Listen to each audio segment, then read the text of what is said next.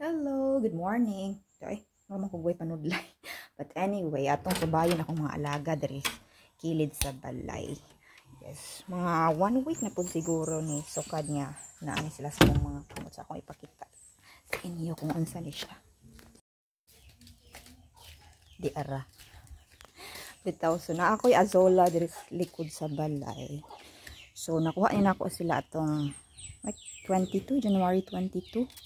So gikan pagid nig Cebu guys kay kanila ging nasuya bitaw no. Nakakita man ko sa Facebook na kani daw is like healthy daw ni para sa mga hayupan like manok, pato or basta nindot daw ni ipakaon sila ha. So since nasuya man ko ning palit ko isa katab kani siya isa katab ni worth 300 and then money gibutang nako tanan diri ning palit gitawon ko aning kuan discarded or kanang guba nga ref para butangan since wala pa man ko ilaing kabutangan. So mao lang akong nahuna-huna ano.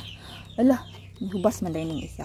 So mao na siya porma. So magmatoy pa kay ni actually pag abot na ko diri kay since ikan magsibo na abtag isa ka adlaw nga medyo nahuom siya siyang sudlanan. Ni action siya yellowish. Dayon nalipay ko kay karon murag na okay na siya ang iyang color ni green na butangan pa rin ako ni siya tubig.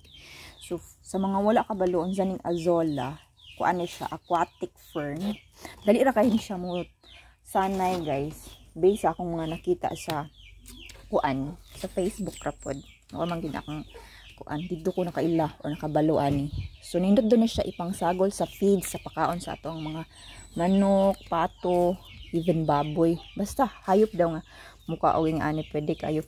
And look guys, ay di man klaro kanang mura siya nag ito or pino kaayo muna siya murag liso niya. Actually paabot na ako diri first day pa lang na notice na ako daghan kay na sila kana nagagmatoy kaayo so liso da ito niya karon kay nakita na ako mura bitaw siya nagkaanam-anam mura na siya kuan ni spread na duha na iyang bot si tawag na dahon ba.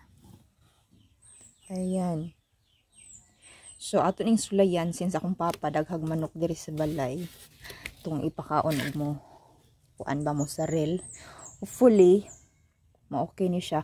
And then kuan din ako siya ibutangan og kaning moskitero nga guba kay according sa mga post na ako nabasahan dapat tabunan daw ni siya kay para dili masudlan og baki kay kung masudlag baki diri mangitlog kuan siya kaunon daw ang mga ugat-ugat.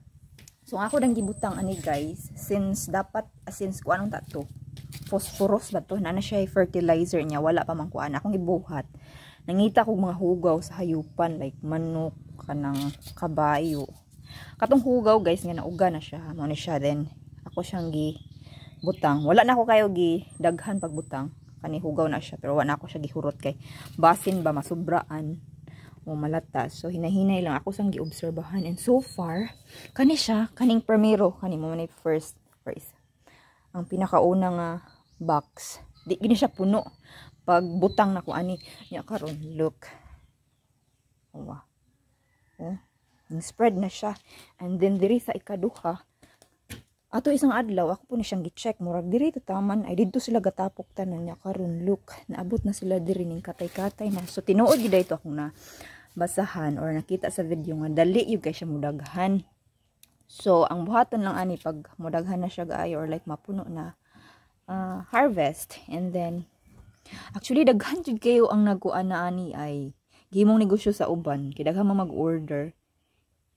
So i-try nako basin di ay kay kung di mahalin di ang konsumo diba. So diri sa pikas daghan na pud siya butangan ng tubig kay murag na ni leaking akong isa ka box so butangan ko nig tubig gamay ra pud ni siya dati or like pagbutang nako ani karon daghan ning diri sa sumpay apo dira gamay ra siya. So mo to guys atong lantawon og mosarel ba niya ako ang kuan kalingawan yeah.